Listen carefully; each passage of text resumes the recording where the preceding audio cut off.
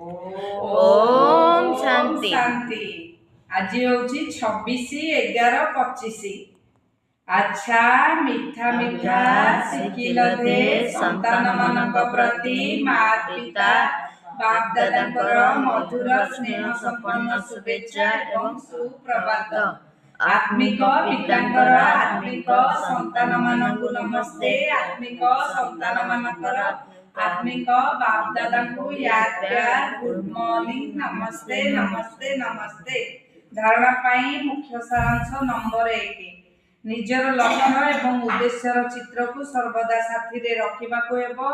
निशा रहू जे एबे आमे श्रीमत आधार रे विश्वर मालिक होउछु। आमे माने एपरी फुलर बगीचा को जाउछु जेउठी आमर नयन ही शीतल होई जिवो।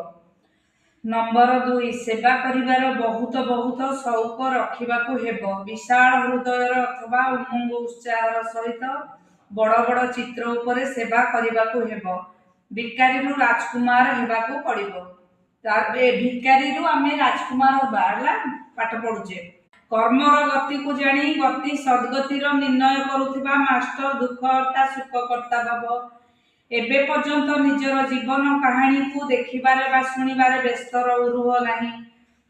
बरं प्रत्येक आत्मार कर्मर गति को जानी सेमानकु गति सद्गति देवार निर्णय कर। मास्टर दुख हर्ता सुखकर्तार भूमिका संपादन कर। निजर रचना मानकर दुख अशांतिर समस्या गुड़ी को समाप्त कर। सेमानकु महादान एवं वरदान दियो। निजे कौनसी सुविधा पाइबा को इच्छा करो नहीं बरं दाता होई सेमानकु दियो। जदि कौनसी प्रकार सुविधा सहयोग आधार रे निजर उन्नति हेउ बा सेवा क्षेत्र रे अल्प कालर सफलता मिली भी जाए तेबे भी आज महान होई जिवो। काली को महानता प्राप्त करिवार दुष्सार्थ आत्मा होई जिवो। ओम शांति। ओम शांति।